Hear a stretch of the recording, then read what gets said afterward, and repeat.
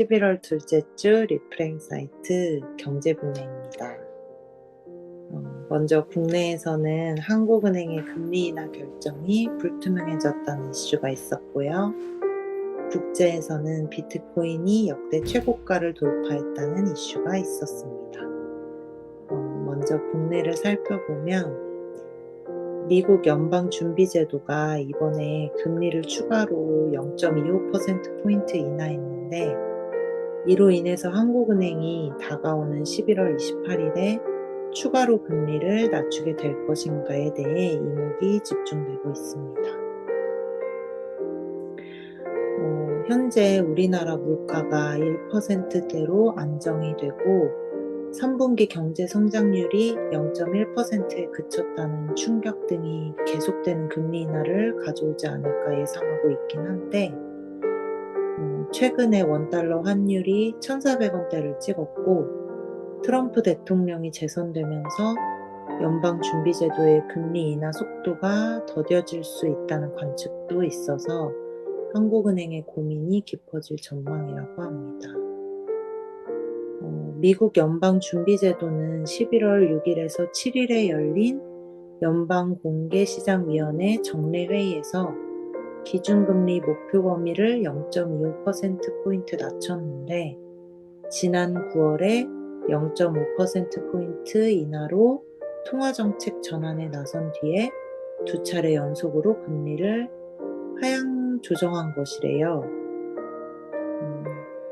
연방준비제도가 시장의 예상대로 0.25%포인트 인하를 결정하게 되면서 한국은행의 입장에서는 금리 차이가 줄어들면 외국인 자금 유출과 원달러 환율 상승 압박 수위가 조금이나마 낮아지기 때문에 일단 금리 격차 측면에서는 금리 인하의 부담이 다소 줄었다고 합니다. 이에 대해서 정부와 야당 등 일각에서는 경기 하강 속도를 조금이라도 늦추기 위해서 한국은행이 금리를 낮춰서 민간 소비와 설비 투자 등 내수 살리기에 나서야 한다는 목소리가 커지고 있고, 또 물가 흐름도 추가 금리 인하에 우호적인 상태이긴 하지만 최근에 환율이 가파르게 올라서 금리를 인하하는 데에 큰 걸림돌이 되었다고 하는데, 미국 대선 개표가 시작된 11월 6일에 원달러 환율은 1,404원까지 뛰었고 7일에도 1,400원 안팎에서 오르내렸다고 합니다. 관세 인상과 이민자 추방 등 트럼프 당선인의 공약 실행으로 인건비와 물가가 높아지면 연방준비제도는 기준금리의 인하 속도를 늦출 수밖에 없게 되고, 이런 경우에는 기조적인 달러 강세와 원화 약세가 불가피해진다고 합니다.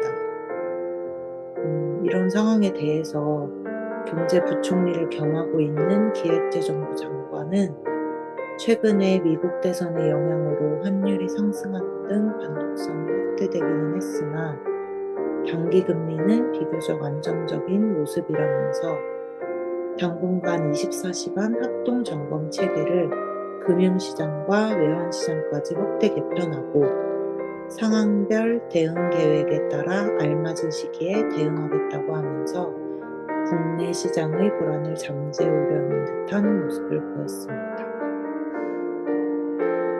다음으로 국제를 살펴보면 트럼프 전 미국 대통령이 재선되고 연방준비제도가 추가로 금리 인하를 하면서 비트코인이 76,000달러를 돌파했는데요. 시장에서는 비트코인이 지속적으로 상승할 것이라고 보고 있다고 합니다. 11월 9일에 글로벌 코인 시황 사이트인 코인마켓 캡에 올라온 내용에 따르면 지난 8일 오후 3시 기준으로 비트코인은 약 76,024달러에 거래됐고, 지난 7일에는 역대 최고가인 약 76,943달러를 기록한 후에 76,000달러 선에 안착한 모습이라고 합니다. 비트코인은 트럼프 전 미국 대통령의 대선 당선 소식 이후에 지속적인 상승세를 보이고 있는데, 가상화폐에 대한 규제가 철폐될 것이라는 기대감이 영향을 미친 것으로 보고 있다고 합니다. 트럼프 당선인은 대선 유세 기간 동안에 가상화폐에 대해서 친화적인 입장을 표명했고, 스스로를 가상화폐 대통령이라고 칭하면서 가상화폐 산업을 적극적으로 육성하겠다고 밝히기도 했고요. 또 비트코인을 국가전략 자산으로 비축하고 비트코인 대통령 자문위원회를 설치하겠다는 공약을 내걸기도 했다고 합니다. 앞서 국내 이슈에서 나눴듯이 연방준비제도가 지난 9월에 이어 또 한 번 기준금리를 인하한 것이 비트코인 가격에 호재가 됐다고 하는데, 일반적으로 금리 하락은 비트코인 같은 가상화폐 시장에 호재가 된다고 해요.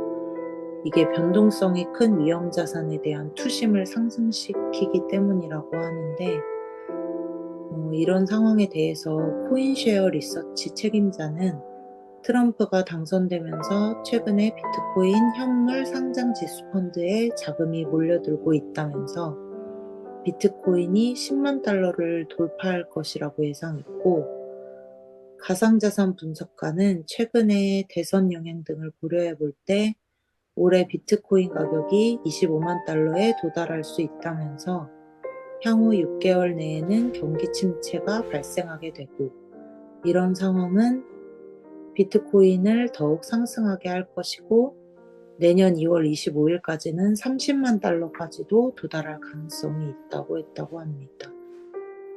사실 우리가 현재 사용하고 있고 알고 있는 실물 화폐는 그 자체가 가진 효용 가치에 의해 가치가 보장이 되고, 또 법정화폐 같은 경우에는 그 액면가를 국가가 보증하기 때문에 그 가치가 보장이 되는데,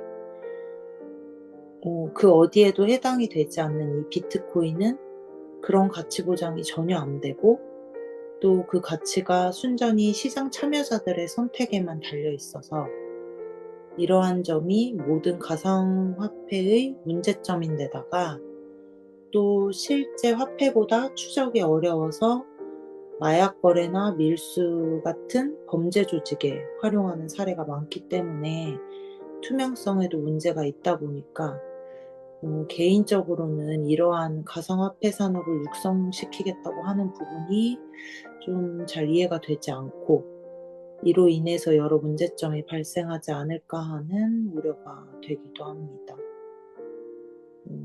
이번에 국내 경제 이슈들 속에서 무엇 하나 확실한 것이 없는 상황에 과연 옳은 것인가 하고 의심이 되는 부분이 마치 좋고 옳은 것처럼 키워지고 있고, 또 그에 따라서 여러 영향이 생기는 것을 보면서 말씀 중에 예수님께서 다가올 환란의 때에 대해 말씀을 하시는데, 내가 여기에 있다 저기에 있다 해도 믿지 말아라, 홀리지 말아라 하신 말씀이 좀 생각이 났고, 주님의 말씀만이 오직 기준이 되고 중심이 되는구나, 우리가 붙들어야 할 것은 이것이구나 하는 생각이 좀 들면서, 하나님을 모르고 주님의 말씀을 모르는 것으로 인해서 그 불확실한 상황 속에서 더욱 흔들리기 쉽겠구나, 이런 생각과 함께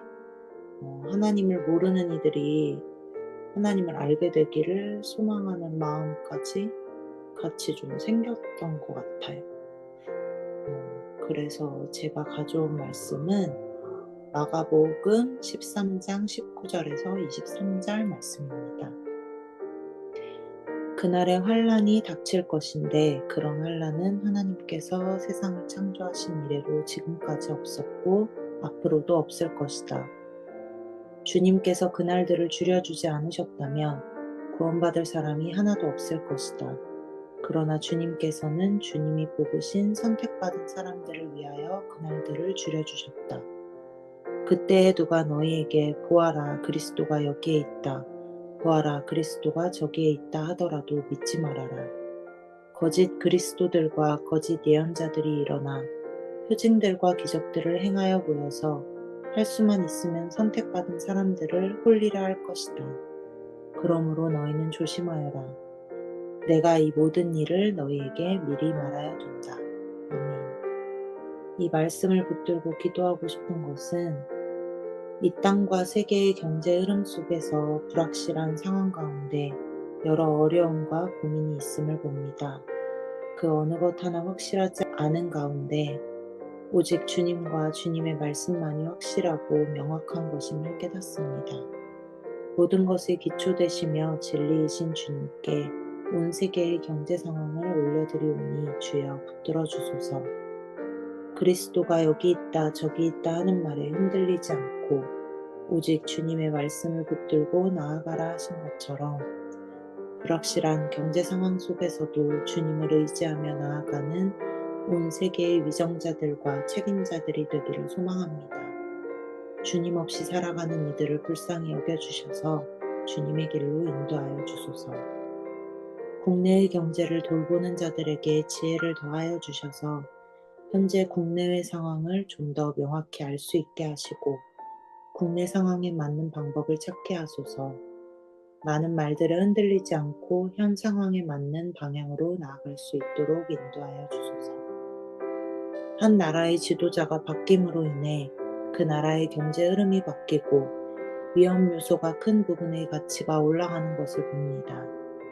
이 나라의 지도자를 위해 기도하오니 그 나라와 지도자를 붙들어 주소서. 주님의 지혜와 명철을 더하여 주셔서 올바른 길로 나라와 국민을 이끌 수 있게 하시며 주변 나라에도 바른 영향력을 끼치는 나라 되도록 인도하여 주소서. 아멘.